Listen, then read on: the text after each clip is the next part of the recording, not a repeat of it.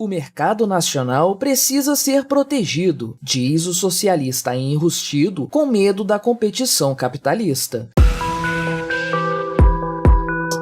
Este é o Visão Libertária, sua fonte de informações descentralizadas e distribuídas. Este artigo foi escrito por Capivara Rapaz, revisado por Paulo Almeida, narrado e produzido por mim, Quintessência. Provavelmente, você já ouviu a conversa de que devemos comprar produtos nacionais, e que comprar produtos de outros países enfraquece o mercado nacional, pois o dinheiro estaria indo para outros países. Logo em seguida, provavelmente também ouviu que o governo deveria aumentar os impostos sobre produtos importados, quando não simplesmente bani-los completamente. A justificativa é a de que isso fortaleceria a indústria nacional, geraria empregos e riqueza no país. Esse conjunto de medidas estatais para proteger a economia do país é chamado de protecionismo econômico. Ele não passa, porém, de um canto da sereia seduzindo marinheiros desavisados. O primeiro problema de políticas protecionistas é que elas são políticas, ou seja, são iniciativas e medidas impostas pelo Estado através de coerção e, portanto, antiéticas. Como se isso já não fosse o suficiente, existem ainda inúmeras consequências econômicas negativas que surgem dessa suposta proteção. Quando produtos estrangeiros são oferecidos no mercado brasileiro, por exemplo, por um preço mais baixo do que seus concorrentes nacionais, você provavelmente ouvirá os protecionistas falando que isso é concorrência desleal.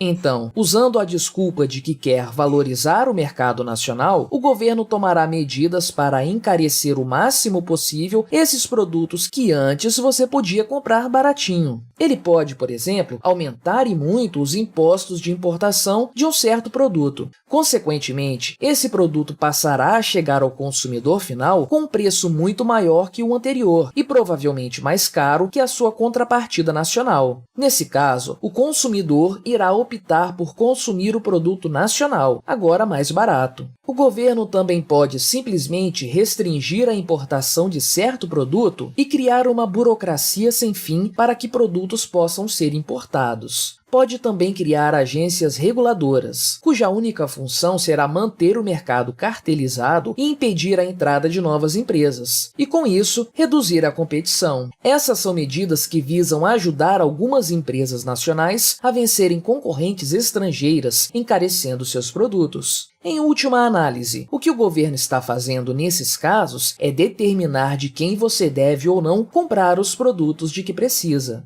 Segundo a ética libertária, não há nenhum problema na troca voluntária entre indivíduos e empresas, independentemente do local de origem. Outro ponto é o de que trocas voluntárias são sempre positivas e geram riquezas para ambas as partes envolvidas, uma vez que ambas saíram da transação com algo de mais valor do que entraram. Ou seja, dificultar ou até mesmo impedir que trocas voluntárias ocorram não só dificulta a criação de riqueza, mas também atenta contra a liberdade dos indivíduos. Ainda assim, é curioso comparar a propaganda feita sobre o protecionismo com o real efeito dessas medidas. A propaganda sempre faz tudo parecer limpo e cheiroso. Dizem que como as empresas nacionais passam a faturar mais, elas acabariam crescendo, pagando melhores salários, contratando cada vez mais gente e criando cada vez mais novos produtos, o que beneficiaria a economia e a sociedade no geral. Contudo, a primeira consequência real dessas medidas, como vimos, é o aumento no preço dos produtos no mercado.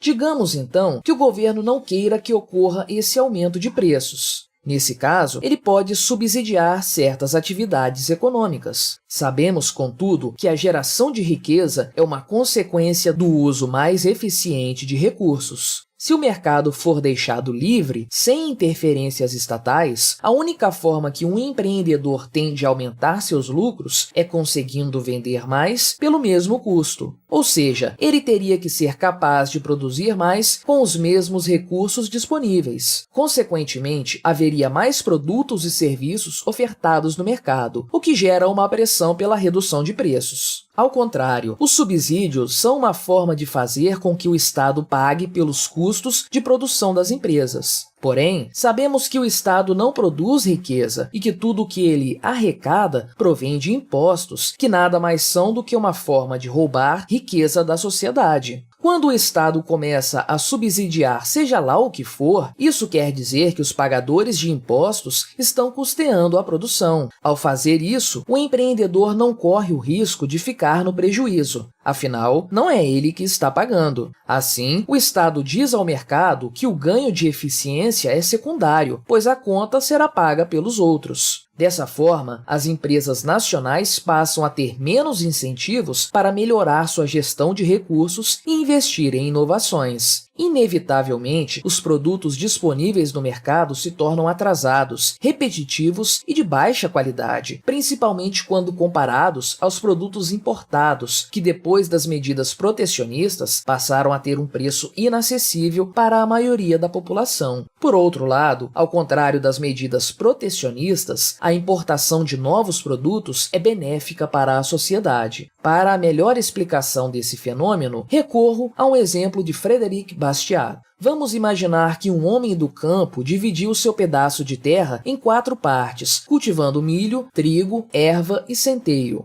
À sua família, ele destinava uma pequena porção de suas produções e vendia o excedente para comprar todos os outros bens de que necessitava. Todo o seu capital era gasto em sua produção, mas logo ele era recuperado com a receita das vendas daquilo que produzia. Melhor ainda, ele crescia ano após ano e sempre conseguia prover sua família com o que ela quisesse. Após um longo tempo, este homem do campo morreu, e seu filho, que o sucedeu, disse para si próprio: "Meu pai foi um tolo durante toda a vida. Ele gastava dinheiro comprando azeite, sendo que nossa própria terra, com algum esforço, pode passar a produzir azeitonas. Ele gastava dinheiro comprando tecidos, vinho e laranjas, sendo que podemos cultivar cânhamo, parreiras e laranjeiras com relativo sucesso. Dessa forma, ele desnecessariamente gastou com estranhos todo o dinheiro que ele poderia ter gasto em nossa própria fazenda." Iludido por tal raciocínio, o jovem alterou todo o sistema de rotação de cultura. A terra foi dividida em 20 porções. Em uma, ele plantou azeitonas, em outra ele plantou parreira, em uma terceira ele plantou linheira, e assim por diante.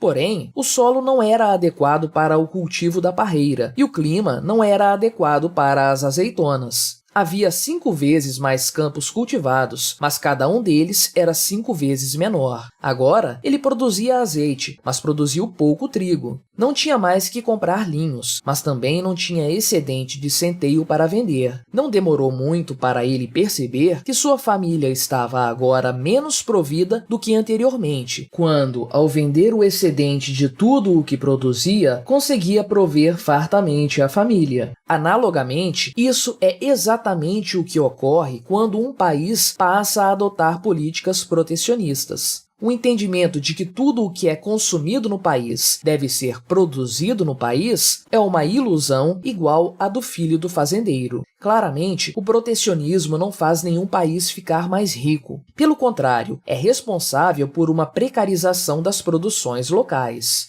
Mas então, por que tanto se fala bem das políticas protecionistas? A quem é que elas realmente protegem? Para colocar de forma simples, elas protegem as grandes empresas amigas do governo. Ah, mas isso é o capitalismo, dirão os mais afobados. Acontece que isso não é capitalismo de livre mercado, é o capitalismo de Estado. A equação é simples. Quanto maior for o tamanho do Estado e quanto mais leis e regulamentações ele cria, mais brechas serão abertas para empresários com conexões políticas se articularem para conseguirem privilégios às custas dos concorrentes e do mercado como um todo. Seja por meio de favores pessoais ou de simples suborno, eles podem deixar de seguir essas leis com o aval dos políticos, ao mesmo tempo em que defendem a imposição dessas mesmas leis sobre seus concorrentes. Claramente, isso não é capitalismo, mas sim uma versão maquiada do mercantilismo. é o capitalismo de compadrio, em que o sucesso do seu negócio depende da sua relação com a classe política. Assim, o mercado é manipulado para que os empresários favoritos dos políticos recebam um leque de privilégios que seriam simplesmente impossíveis de alcançar em um genuíno livre mercado. Por exemplo, o Estado pode decidir, por algum motivo aleatório, que é necessária a construção de uma ponte ligando nada a lugar nenhum para que se abra uma licitação que favoreça uma empreiteira camarada. Em troca, os empresários beneficiados por essas políticas e regulações superfaturam produtos e serviços para que seja possível rechear os bolsos de políticos e reguladores com gordas doações de campanha ou com simples propinas. Outro fenômeno que apenas beneficia o governo e seus amigos é a impressão de moeda e o posterior efeito Cantillon, em que as pessoas mais próximas da impressora têm acesso a esse dinheiro primeiro, portanto, não sentem tão fortemente a desvalorização da moeda. Antigamente, isso significava que quem estava mais próximo do rei colhia mais benefícios. Hoje em dia, são as pessoas mais próximas do governo. Conforme esse dinheiro recém-impresso começa a circular, a quantidade de moeda no mercado passa a aumentar. Ao aumentar a quantidade de dinheiro sem aumentar a quantidade de produtos e serviços disponíveis, o dinheiro em si passa a valer menos. Ou seja, será necessário pagar mais pelos mesmos bens disponíveis. Quando o dinheiro recém-impresso chega na população em geral, ele vem acompanhado pelo aumento de preços. Para mais detalhes, confira o vídeo Por que é importante saber o que é inflação no canal Ancapsu Classic. Em todos esses casos, os empresários e grupos organizados politicamente conseguem obter privilégios através da coerção estatal. Logicamente, quanto mais o Estado cresce, pior fica a situação. Existirão cada vez mais leis e regulações, e o Estado cada vez mais se tornará uma ferramenta de concentração de renda, tirando o dinheiro dos pagadores de impostos e dando para os grupos políticos e seus amigos.